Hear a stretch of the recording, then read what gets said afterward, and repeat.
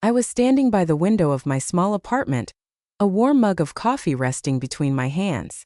Outside, the early autumn sunlight filtered through yellowing leaves, painting the street in soft gold. The city hadn't fully woken up yet, but something inside me had. A calm. A stillness I hadn't felt in years. My name is Ellen Carter, and I am 68 years old. I spent 45 years married. I raised 3 children. And I lived an entire lifetime putting everyone else first. My husband, George, passed away 2 years ago after a sudden heart attack. After the funeral, the house felt unbearably empty. The children came, cried briefly, hugged me, and then returned to their busy lives. Calls became shorter. Visits became rare. Slowly, I faded into a silence only the elderly truly understand. All my life I had believed one thing. Being a mother means sacrifice. I sacrificed my dreams for my children's education, my comfort for my husband's needs, my voice for the peace of the family. But after George's death, a question haunted me every night. Who am I living for now? The apartment I lived in was old and heavy with memories. Every wall echoed the past. The couch where George used to nap. The dining table where my children once argued and laughed. It felt less like a home and more like a museum of a life that no longer existed. I couldn't breathe there anymore. One afternoon, I drove out of the city without a plan. That's when I saw it. A small house. 2 bedrooms. Wooden walls worn by time. A tiny garden in the front and open land stretching endlessly behind it. It wasn't fancy. It wasn't modern. But when I stood by its window and looked outside, I felt something I hadn't felt in decades. Peace. It felt as if the house was whispering to me, "You can be free here." I didn't have much money. Only a modest amount I had saved slowly over the years.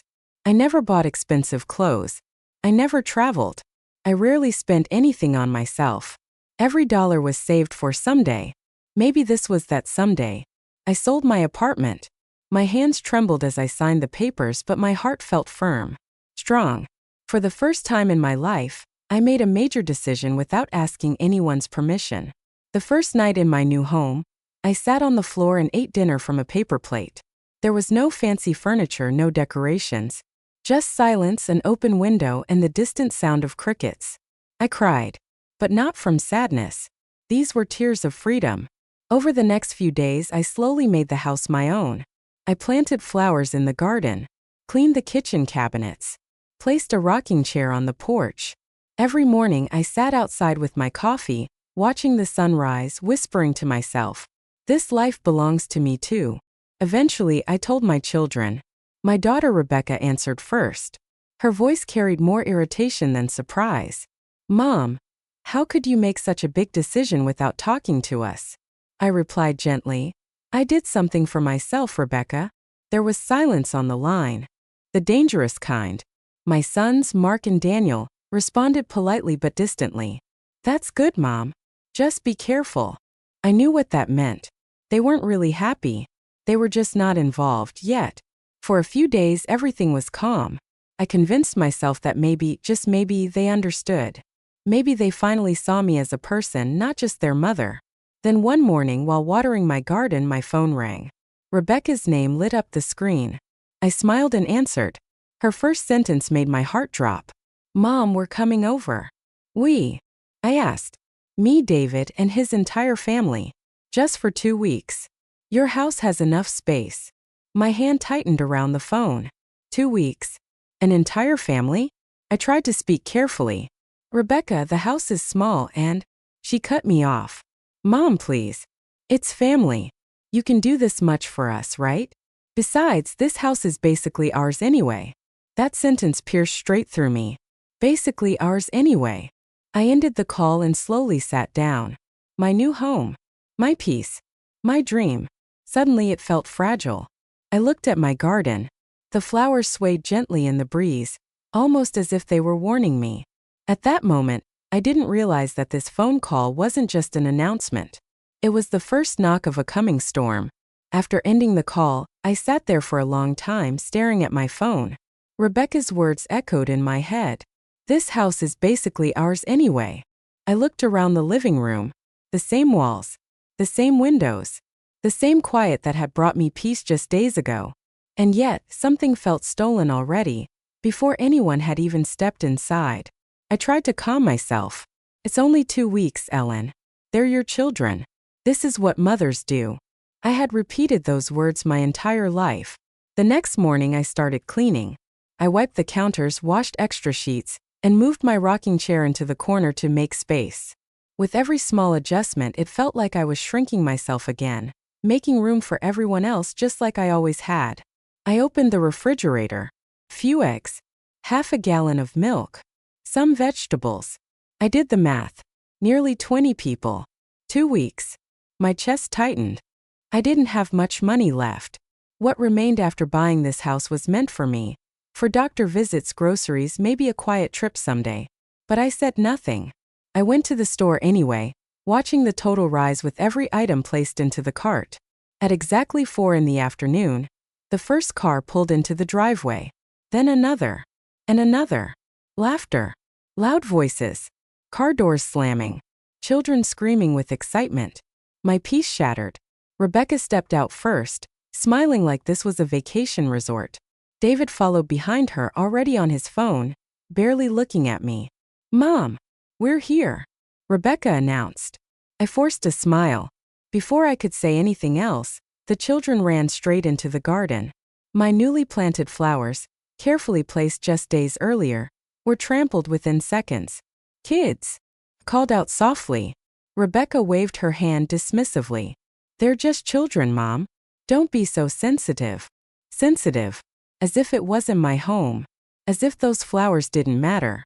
Inside the house, the questions came fast. Where are the towels? Do you have almond milk? What's for dinner? What's the Wi-Fi password? No one asked if I was tired. No one asked if I needed help. I stood in the kitchen, cooking automatically, my hands moving out of habit. This role, this invisible service, I knew it too well. That evening I had to go back to the store. My credit card slid through the machine, and guilt washed over me. I had promised myself no more debt. No more sacrificing my future. When I returned, the house barely felt like mine. Children jumped on the couch. Dishes piled up in the sink. The television blasted at full volume. And my rocking chair, the one place where I had imagined peaceful mornings, was occupied by David, feet stretched out, beer in hand. I said nothing. That night, after everyone went to bed, I sat alone at the kitchen table, staring at receipts and bank statements. My hands shook. How long can I afford this?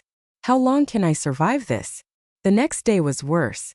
Rebecca announced it casually over breakfast. "Mom, we've decided we might stay longer than 2 weeks. Maybe 3. I looked up stunned. 3? You said. Plans change, she cut in. You understand, right? Did I understand? Or had I simply never been allowed to say no? Later that afternoon, I passed by the hallway and heard voices coming from the living room. Rebecca and David. I slowed my steps. "This place is actually really nice," David said. "Could get a decent price for it." Rebecca laughed softly. "Yeah. And honestly, what does Mom need all this space for anyway?" I froze. A decent price. My heart pounded so loudly I was afraid they'd hear it. I stepped back quietly, retreating before they noticed me. My ears burned. My chest ached. They weren't just visiting. They were evaluating. That night, I lay awake staring at the ceiling, replaying every sacrifice I had ever made. Every time I chose silence over conflict. Every moment I put family before myself. And for the first time, something inside me shifted. Not fear. Not sadness. Awareness. A quiet realization that maybe, just maybe, this wasn't about love at all. And that the worst was still ahead. The next few days didn't feel like time passing. They felt like punishment.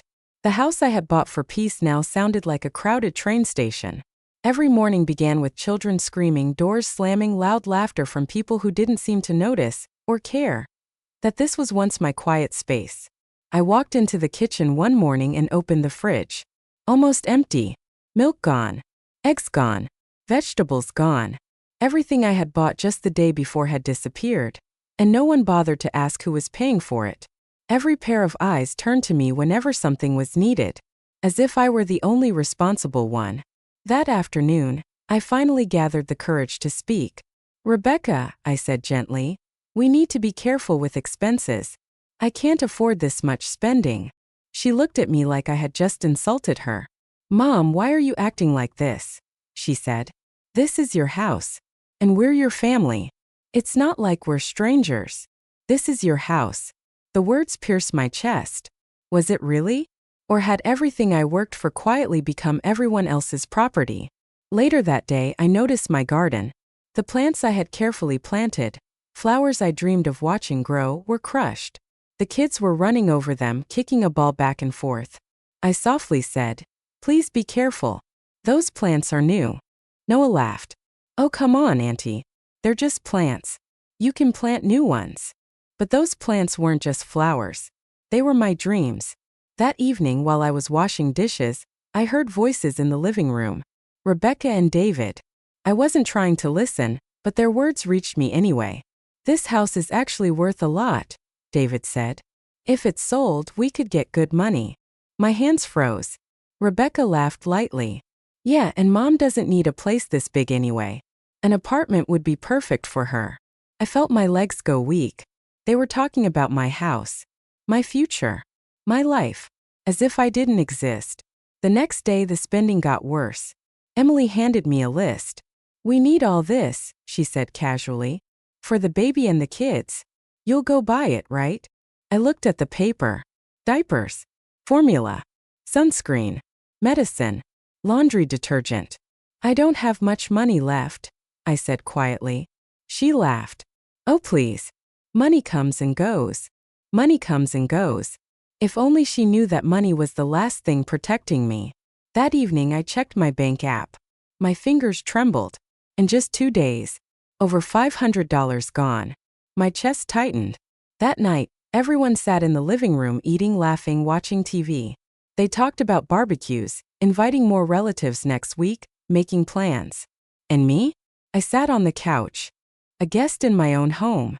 Rebecca walked over and said, "Mom, we decided to give the master bedroom to Emily. The baby cries at night. You'll be fine on the couch, right?" It wasn't a question. It was a decision. I said nothing. I just nodded. But something inside me broke. Quietly. Completely. This wasn't hospitality anymore. This was exploitation. They didn't see me as their mother. They saw me as a convenience. That night I couldn't sleep. I stared at the ceiling and asked myself questions I had avoided for too long. When did I become so small? When did I teach them that my yes was automatic? And in that darkness, a small but powerful thought was born. This house is mine. Then the decision should be mine too. That was the first night I allowed myself to think differently.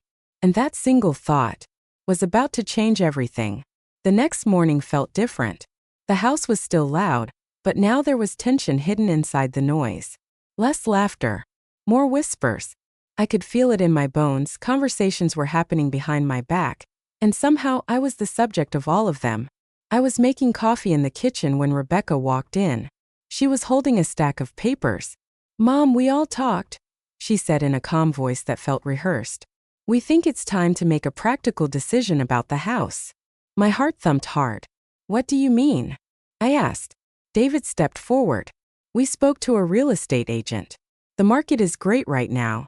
If we sell the house, we can get an excellent price." My hand shook, coffee sloshing in the cup. "Sell," I whispered.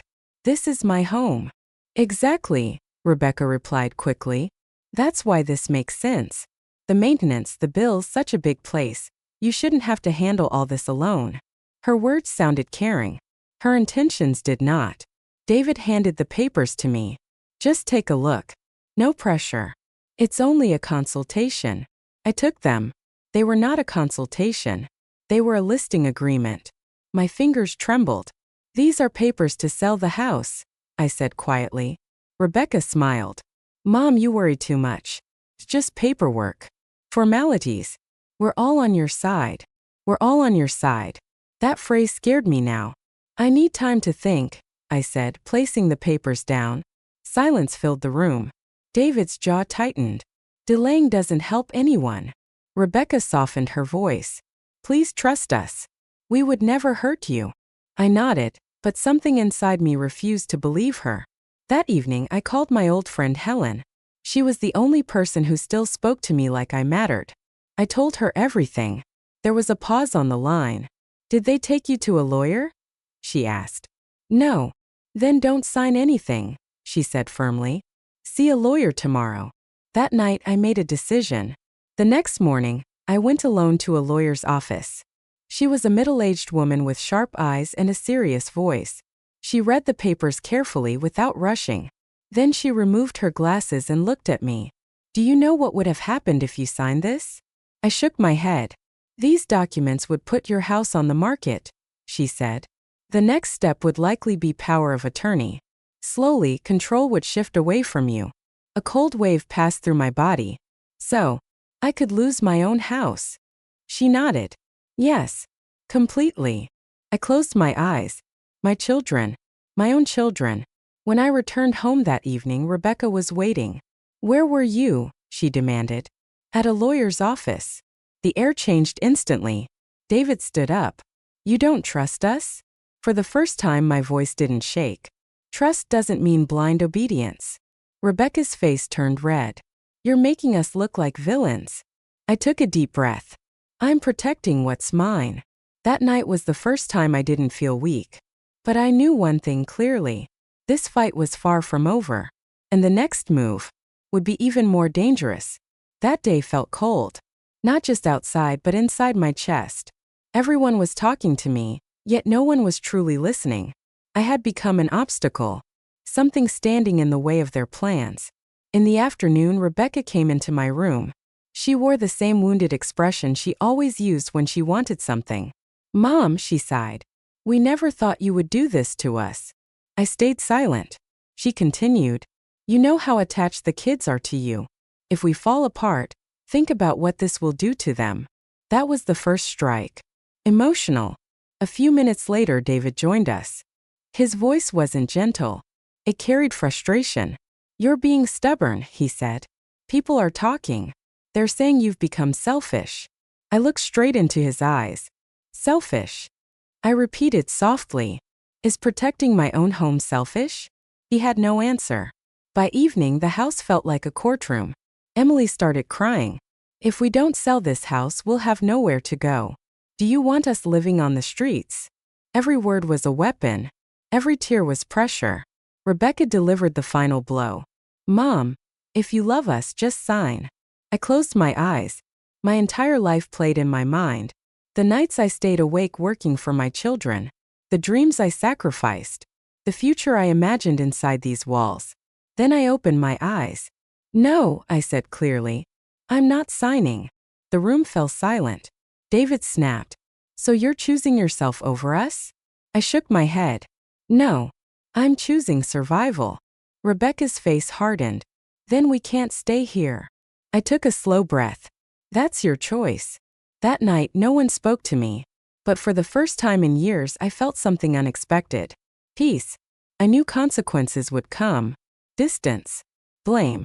Silence. But I had chosen myself. And that choice was the hardest and most necessary decision of my life. The next morning, the house was silent. No children's voices. No clattering dishes. No forced laughter echoing through the halls. The home that had felt crowded only days before now felt hollow, as if its soul had been pulled out overnight. I walked slowly into the kitchen. The refrigerator was half empty. Cabinet doors were open. Several things were gone. They were leaving. I didn't ask questions. I didn't try to stop them. Rebecca stood near the front door, a bag in her hand. She looked at me, but there was no anger in her eyes. No warmth either. Just distance. "We're leaving," she said flatly. I nodded. "I know."